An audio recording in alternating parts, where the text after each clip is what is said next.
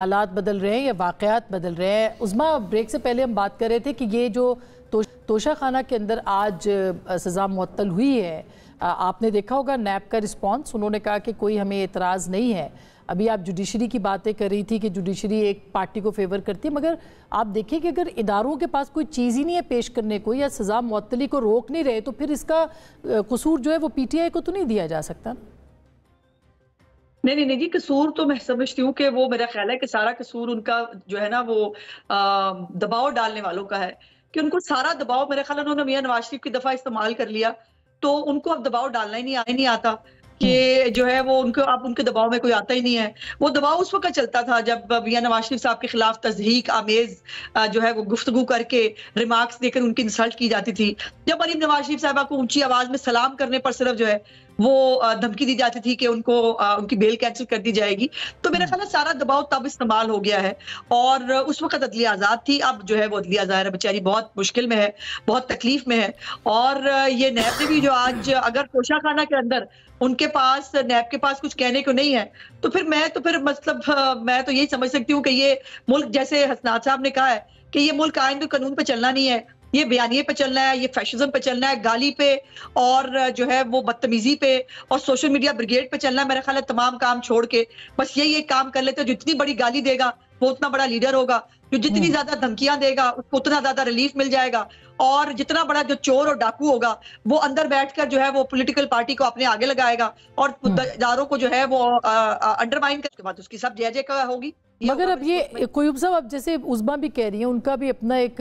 Point view ہے کہ چیزیں جو ہیں وہ غلط پہلے ہوتی رہی ہیں، اس پر اتنا زیادہ دباؤ نہیں تھا، لیکن اب دباؤ جو ہے وہ بڑھ رہا ہے سوسائٹی کا خاص کر کے۔ تو ظاہر ہے کہ یہ الیکشنز کے بعد کی سچویشن ہے۔ آج جیسے کیا ہوا ہے، نیب سے پوچھا، انہوں نے کہا ٹھیک ہے ہمیں کوئی اعتراض نہیں ہے سسپینشن کے اوپر۔ ٹھیک ہے، دیکھیں نا، عدالتیں جو ہیں وہ میں تو ایک اور طرح سے دیکھتا ہوں کہ عدالتیں ریلیف دینے کے لیے ہوتی ہیں، سزا دینے کے لیے نہیں۔ ہاں، پروسیکیوشن نے کیس ثابت کرنا ہے۔ بات یہ ہے کہ ان کے جو عمران خان صاحب ہیں، ان کے کیسز کو جس طرح سے چلایا گیا، جس طرح کی پروسیکیوشن نے ایویڈنس دی، اس ایویڈنس کی اور اس پروسیکیوشن کی بنیاد کے اوپر ہی عدالتوں نے اپنا فیصلے دینے ہیں، اور عدالتی فیصلوں کو جو ہے وہ اگر انہوں نے غلط دیے ہیں، اس کا ایک قانون آئین کے اندر طریقہ کار ہے۔ ہاں، اگر دباؤ میں دیے ہیں، اس کے دباؤ میں دیے ہیں، یہ کیسے ڈیٹرمن ہوگا، یہ بھی ایک پھر وہی ہے نا چیزیں۔ لیکن کچھ چیزیں ہمارے سامنے ہیں کہ پبلک میں ایک چیز ہے کہ ہاں وہ جو شادی والا معاملہ تھا ان کا، اس کے اندر کنٹرڈکشن تھی۔ یہ بات بھی ریکارڈ کے اوپر ہے کہ عمران خان صاحب جو ہیں انہوں نے ایڈمٹ کیا تھا گھڑی میں نے بیچ کے سڑک بنوائی تھی۔ سائفر کا معاملہ بھی انہوں نے بھی ایڈمٹ کیا تھا۔ اب اس کے بعد ظاہر ہے کچھ چیزیں ہوتی ہیں، اس کے بعد پروسیکیوشن نے کیس کیوں نہیں بنایا ایسا فول پروف کے جس کی بنیاد پہ کیوں ڈیو پروسیس۔ کیا حالات بدل رہے ہیں آپ کے خیال میں؟ دیکھیں، حالات تو ہمیشہ ہی بدلتے ہیں اور بدلتے رہیں گے، اور جو سیاست ہے اس نے تو اپنی کروٹ لینی ہے۔ سیاستدانوں کو ہم ہر مرتبہ مورد الزام ٹھہراتے ہیں، تو میرا خیال ہے کہ یہ بڑا بہترین موقع ہے کہ 2018 کی شکایت کنندگان بھی پارلیمنٹ کے اندر ہیں، 2024 کے شکایت کنندگان بھی پارلیمنٹ کے اندر ہیں۔ اب اگر آپس میں یہ اسی طرح سے لڑتے رہیں گے اور کسی لیجسلیشن یا کانسٹیٹیوشنل امینڈمنٹ کے ذریعے ان ساری چیزوں کا حل نہیں نکالیں گے تو پھر ورنہ ایک پارلیمنٹری کمیشن تو بن ہی سکتا ہے۔ کیوں مصطفیٰ، آپ کو نہیں لگتا کہ پارلیمنٹ یہ پلیٹ فارم ہے جس پہ یہ بات کی جائے؟ بالکل، اصولاً تو ایسا ہی ہونا چاہیے کہ آپ کی جو پارلیمنٹ ہے اس کے اوپر تمام ملک قوم کو، اداروں کو اتنا اعتماد ہونا چاہیے، اس پارلیمنٹ کے اندر اتنی کیپیسٹی ہونی چاہیے کہ وہ ان معاملات کو اسی لیول پر حل کرے اور یہ اپنے سیاسی معاملات آگے عدالتوں میں نہ لے کر جائیں۔ لیکن ہمارے ہاں جو پاکستان کی 76 سالہ سیاست کی جو کہانی ہے اسما بہن، وہ صرف فقط اتنی ہے کہ اسٹیبلشمنٹ اگر آپ کے مخالف ہے تو پھر آپ نے کچھ نہیں بھی کیا تو آپ کو مجرم بنا کے قوم کے سامنے پیش کر دیا جائے گا، اور اگر آپ ان کی گڈ بکس میں ہیں تو آپ کے 100 قتل۔ تو یہ ہمارے ملک کی سیاست کی کہانی ہے۔ اب ہمیں اسما بہن وہ وقت بھی یاد ہے کہ جب ہم نے پٹی دا نیشن جیسے ہم نے اسی سپریم کورٹ سے بھاشن سنے،